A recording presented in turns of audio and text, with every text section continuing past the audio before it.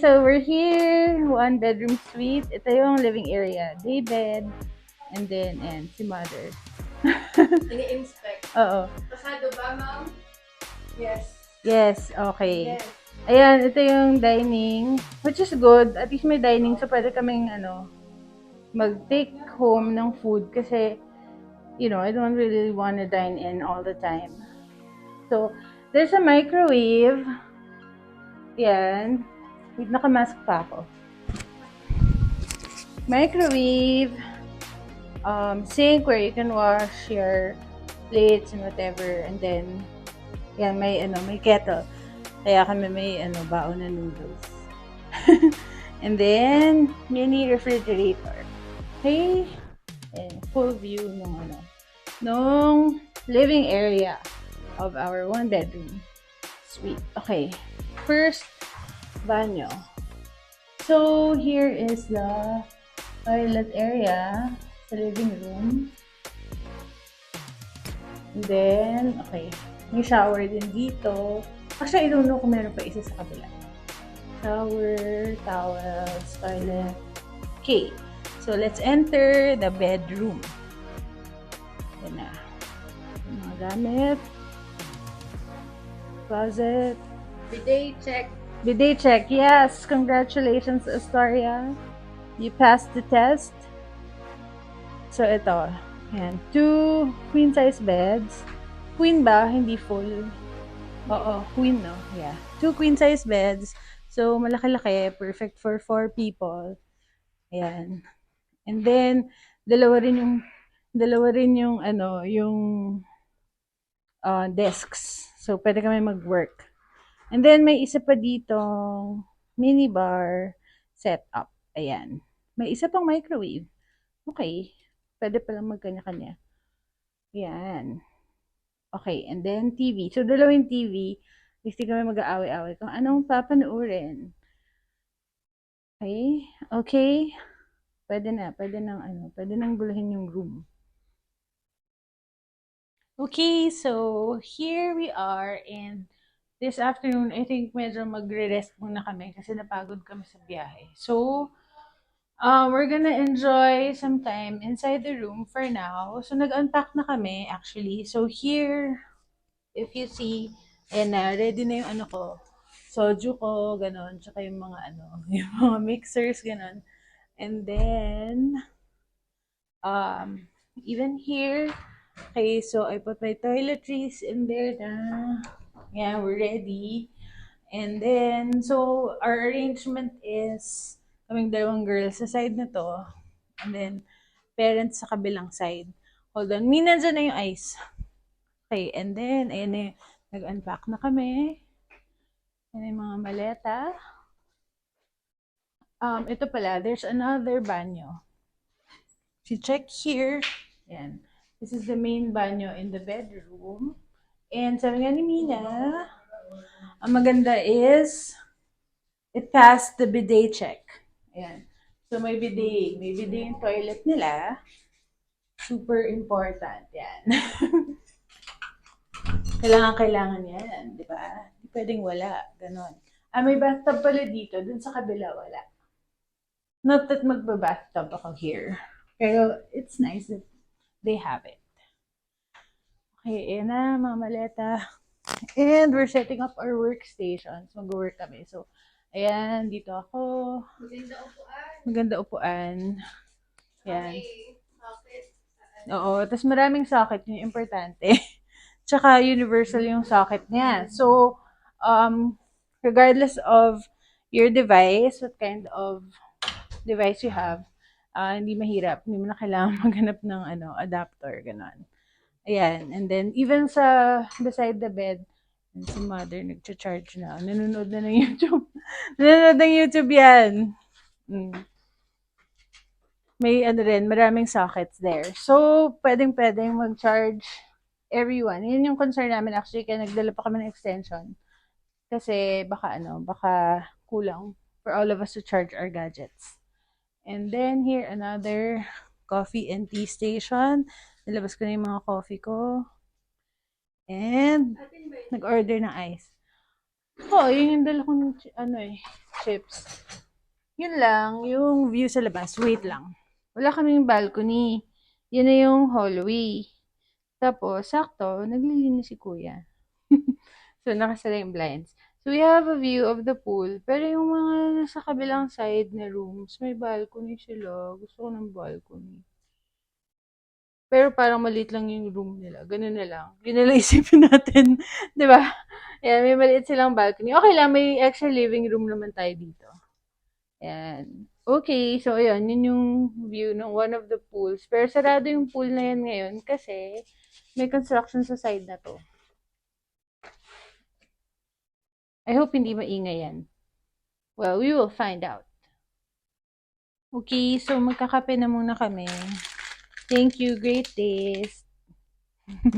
Thanks for sending that. And then also, yung mga baon ko from SM, thank you, yakisoba, and then yan, yung mga snacks. Jack and Jill, thank you.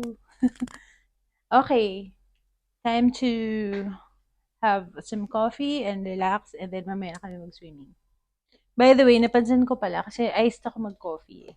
So, I ordered, ice, and then, ito yung ice bucket. Medyo gross lang yung, ayan, kadiri. Diyan yung, diyan nakalagay yung tong. Medyo, kita mo ba? Parang, medyo madumi siya, yak. So, hindi ko nilang gagamitin yung tong. Ito siya, nakasuksok siya doon. Parang dumi. I don't like.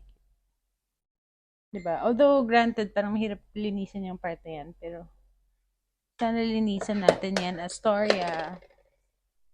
Okay, that's it for the room. Bukas na yung, the rest of the property.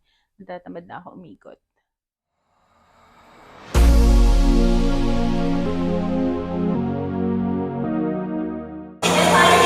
So guys, na-discover namin na pag dinner time, walang tao dito sa pool ng Astoria Current.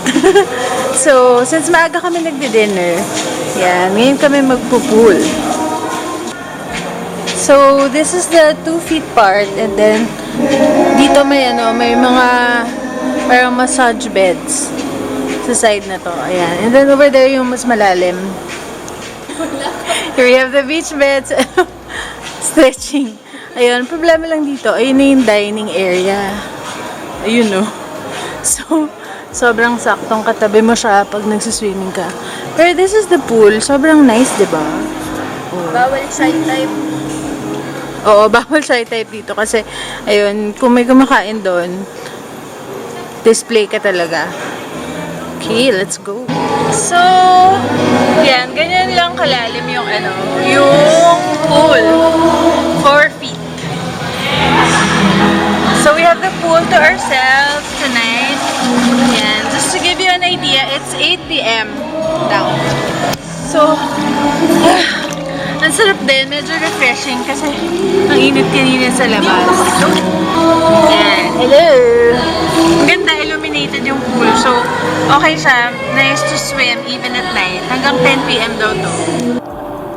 So, here we are. Enjoying the pool. Kami lang. Ayan. Merong mga nagsiswim doon sa super layong park. Ayan. Kabilang side. I love it. Saka to kasi ayoko rin naman masyado mag-swim ng super maaraw. Although, maganda yung location ng pool here sa Astoria Current. Ayan. Open siya, pero even during the day, maraming areas naman na may shade. Pero if you want naman na magpatan, doon ka na sa beach. So, merong parang massage. Ano ba itong massage bed thing? Dito sa at the pool of Astoria Current. See, can you see the there behind me? There's jets. So, yeah, ganyan siya. Yan, and then here, wait, ayan. So, you just lie there on one of those beds, and it's like a parang giant jacuzzi. The whole pool is like a giant jacuzzi. Okay naman, medyo relaxing. Although yung bato, this one is very rough. So, pwede masira yung swimsuit. It could damage your suit because of the rough surface. But, it's nice. It actually is kind of nice. Baka masira ang swimsuit ko. Mesh yung likod eh. Yeah, but kami sa kaya.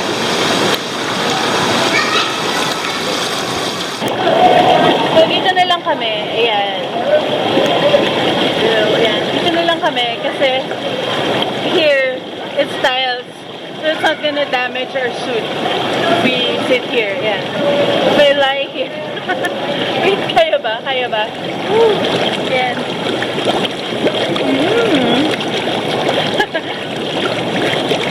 This is actually kind of nice. Parang bubbles all around me. This is better than sa beds. Yan, yun yung beds. Kasi yung beds, super rough ng surface. And I think all the swimsuits will make sabit there. Here it's, oh! Here it's nice. Very relaxing. One thing I noticed here sa room sa Astoria, ang hassle ng mga doorknob niya. So look at this. This is going into the bedroom from the living room. Ang hirap niya, okay. So ilang beses na kami na parang hindi makalabas kasi ganun siya. As in, ang tigas pa niya. So laging nasa stock. Tapos, every time someone comes to the room, like, like room service or whatever, walang doorbell. Ayan.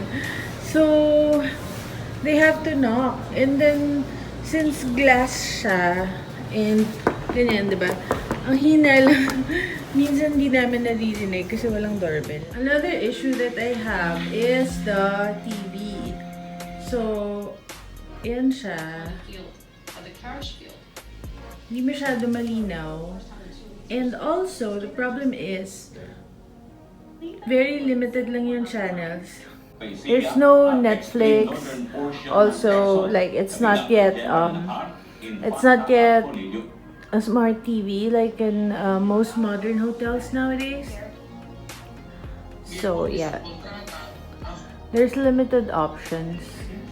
And mostly local channels, which is not great for like if you're traveling here from abroad, right?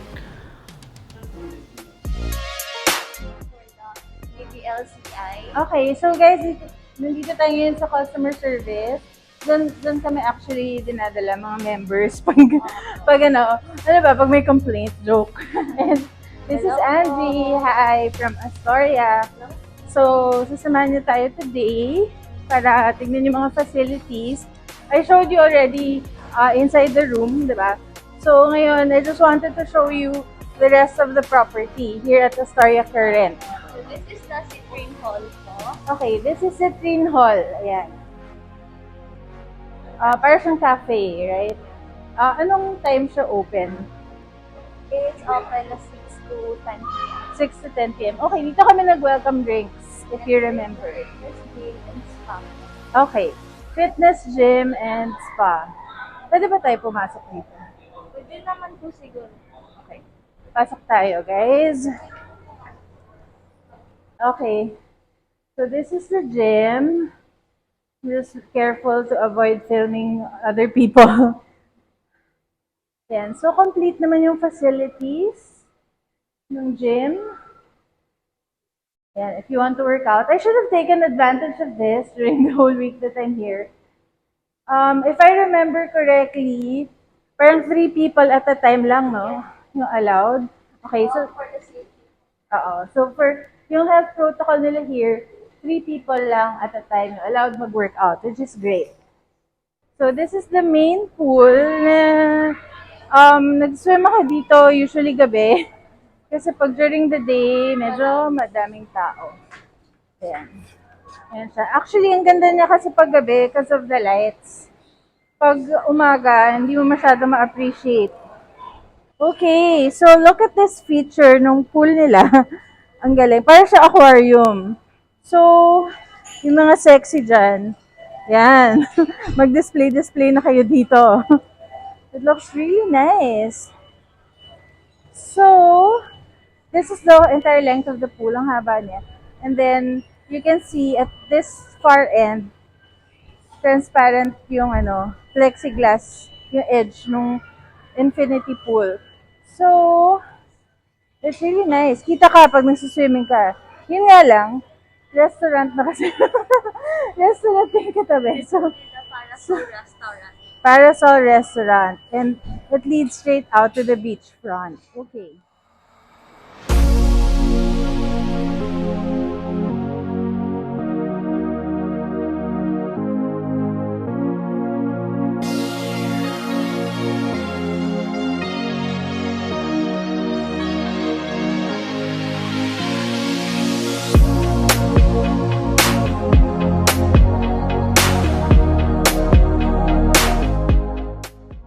Okay, and then here at the second floor, they have this parang another dining hall na mas private. So, this is where you can book to have private events. And then, extension din siya ng restaurant. Minsan, if puno, dito na nakalagay mga ibang setup for dining. Ayan. Bar din siya paggabi. Dito may kumakanta. Naririnig ko from the pool. Ayan yung pool. Seen from the second floor. Yan. So, as you can see, shaded siya. Even at noontime. So, this is the rooftop. Yan. And then, open space siya. Tapos, pwede pala siya i-book for private parties and gatherings. Tapos, pwede mag-sunbathing dito. Pero yung sunbathing, anytime pwede. Kung feel lang ng mga tao. Kasi bawal na di ba? Sa harap. Bawal na maglatag dyan So, andito na yung mga beach beds. And this is the view. View of the lovely Boracay coastline from the rooftop of Astoria Current. So, this is a saltwater pool ni Astoria. Diba? Yun lang, currently may construction. So, para safe, if you want to swim, dun lang sa far end over there. Pero pwede naman daw mag-swim. Paggabi wala namang gumagawa dito.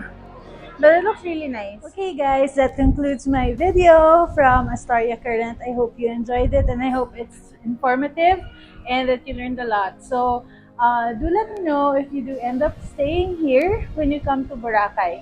So, I think na-miss out ko na lang that I forgot to mention was Wi-Fi. Their Wi-Fi is really good. Okay siya in the sense na nakakapag-work naman kami. I worked the whole week that I was here.